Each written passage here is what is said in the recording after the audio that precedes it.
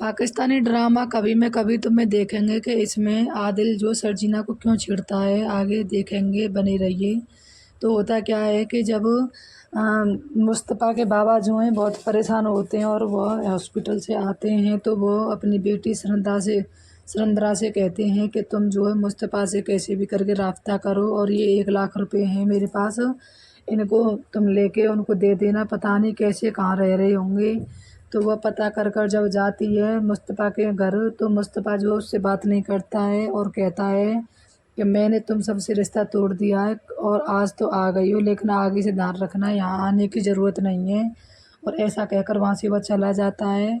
और वह फिर सर्जिना के पास बैठती है और कहती है कि सर्जिना, ये बाबा ने तुम्हारे लिए 1 लाख रुपए दिए हैं और तुम्हारे लिए बहुत परेशान होते हैं। वह जब से तुम लोग आए हो घर खाने को दौड़ता है और उसमें तो बहुत ही शांति सी हो गई है, ऐसा लगता है कोई है ही नहीं।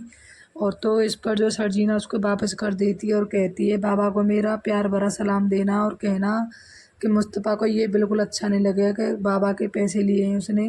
और वहाँ से वह आ जाती है, फिर बाबा को सारी बात बता देती है, तो वो सब बहुत परेशान हो जाते हैं उसके बाबा।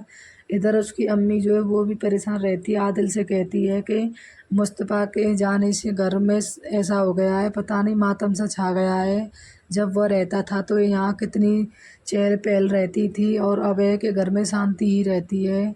तो आदिल ये सब बातें सुन कर फिर वह मुस्तफ़ा के पास जाता है और वो जैसे ही वो जाता है तो मुस्तफ़ा वहाँ होता नहीं है और सर्जिना अकेली होती है। तो सर्जिना से कहता है कि तुम इसी लायक ये डिज़र्व करती हो और इस ऐसे छोटे से फ्लैट में रह रही हो और यहाँ पर कुछ सामान भी नहीं है। इतने में ही मुस्तफ़ा आ जाता है और कहता है कि यहाँ से चले जाओ, ये तुम्हारा घर नहीं है, ये मेरा घर है, नहीं तो बहुत बुरा होगा। और वहाँ से वह जो है उसको जलील कर कर निकाल देता है मुस्तफ़ा और कहता है कि तुम जाओ अपनी बीवी के गुलाम बनकर ही रहो, मैं फ्री हूँ, तुम्हारी तरह नहीं हूँ कि तुम बीवी के गुलाम बने हुए घूमते हो। और इधर जो है आदिल अब लता से बहुत ही दूरियां नहीं जब बल्कि नज़दीकियां बढ़ गई हैं और उनकी हो सकता है कि एक दूसरे से शादी भी कर लें वो। और रूबब को कुछ पता भी नहीं है इस मैटर में और उसके बिजनेस में भी यह आदिल बहुत हेरा फेरी कर रहा है।